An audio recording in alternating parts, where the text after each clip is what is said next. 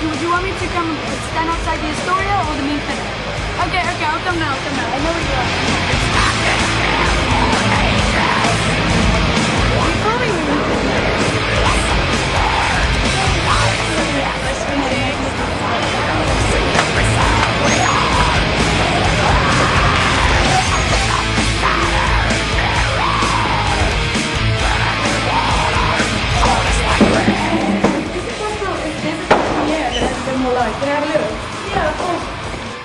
Our next band have been around for 16 years and are without question one of the vertebral bodies in extreme metal's indestructible backbone.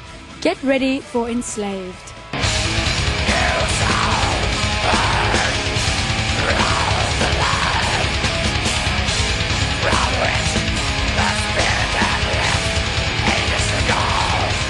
I'm here with Grutle from Enslaved, and we're at the Mean Fiddler, and they're playing the Mean Fiddler tonight. How are you doing?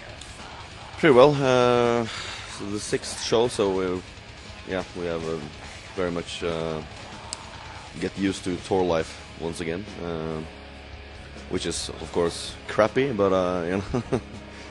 How's? No.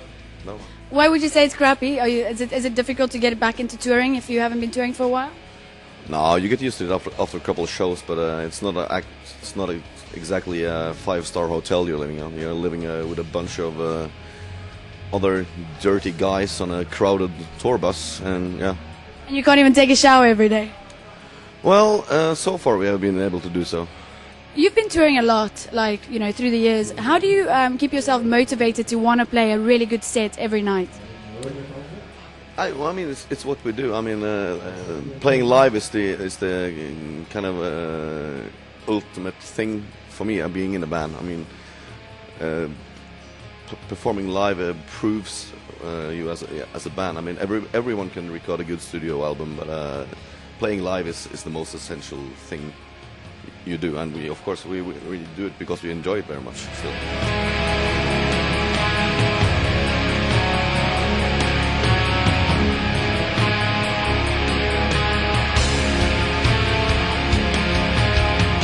Tell us a bit more about your recording process. Do you know what you're going to do before you get into studio? And do you ever swap instruments or anything like that?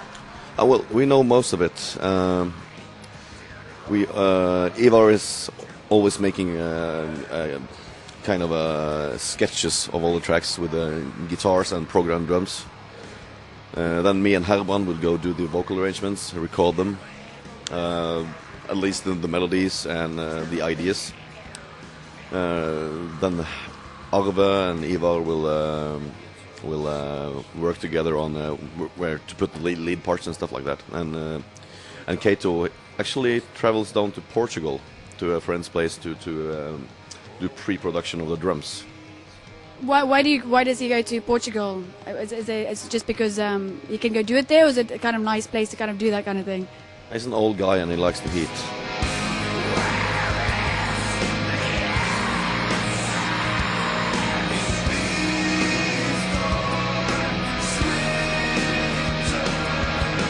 You won the Norwegian Spellemann Award, which is the equivalent to a Grammy. How do you feel about the fact that bands such as yourself were basically frowned upon not so many years ago, and now you're winning these awards and also being nominated for these awards? Yeah, well, there are a lot of extreme metal is a very big genre. It's actually the biggest Norwegian export music, or how shall I put it? I mean, yeah, musical export is it? So a lot of people are into it. So it's impossible for with television and to ignore it. It's still being ignored, but not at the same level as like 15 years ago when it was frowned upon because of the church burnings and the killings, and yeah, obviously.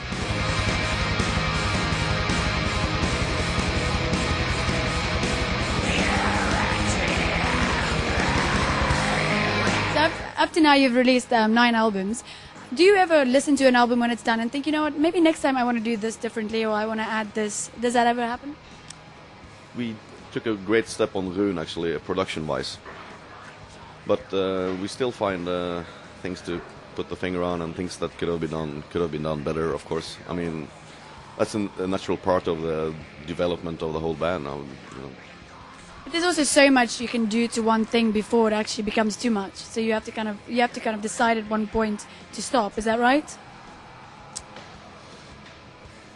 No, I mean You just keep going, like we just keep going. We don't have any limits or boundaries. We just keep going. see where it goes.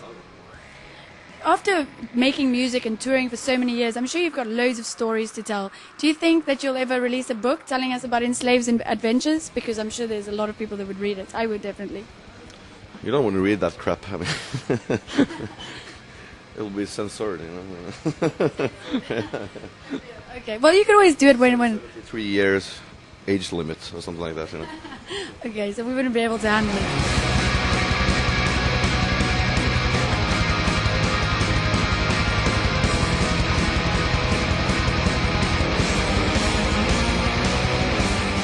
Is Enslaved a full-time job for you?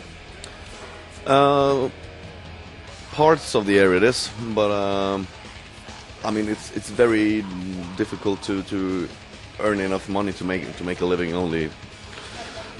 Yeah, only. I mean we're touring maybe 3 or 4 months a year, so the rest of the year and in between we have to have some jobs on the side. You know. And Enslaved has also been going, like I said, for 16 years. What do you still find exciting about being an Enslaved and being in a band? Recording albums, making music, arranging, make arrangements. Very interesting still. Performing live in countries we've never been before. We just played India. Actually, we didn't know anything about the metal scene in India, but it's actually pretty big. I mean, it's small to be. It's small in India, but you have like 1.3 million people, 3 billion. I'm sorry. So, in Delhi, where we played, I mean, on the gig it was like 8,000 people. So, yeah, it's pretty big. It's one of the biggest crowds we ever had in Delhi. So, it was a strange but very cool experience.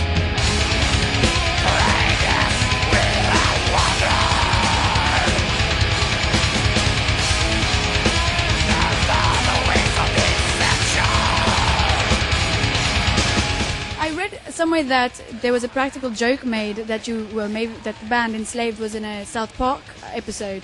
What is that about? That was just bollocks. Basically, it was Kato, the drummer, that found something on some site on the internet that you could make your own South Park characters, and that was it. And he made a couple of characters and told one of the guys in the record company, and it was blown out of proportion, basically. Hugely out of proportion. You know, I was the radio channels and fucking television called. That's good promotion for you, though. I mean, come on. Oh, it's so cool that you're gonna be in South Park. It's like call the record company. That's really cool. But I mean, would you mind if you were in South Park? I think that'd be kind of cool. Yeah, it would be cool, but of course, I mean, I think the news or the joke actually reached the South Park producers, and they were kind of pissed, actually. Yeah, because people were like, "Oh, so we're gonna add Enslaved? Who's Enslaved?" Oh, so, yeah, well, then they should have just done it. If you think about it, they should have just not gone with, They should have just done it. Of course, they should, you know. Okay, well, that's great. And do you have anything else to add, just to wrap up the interview? I would like to salute all our British fans, actually. You have many of them. Thank you very much. Okay, that's great. Thanks very much. And I look forward to seeing your show tonight. So tough. I'm going to go watch the show now, so bye.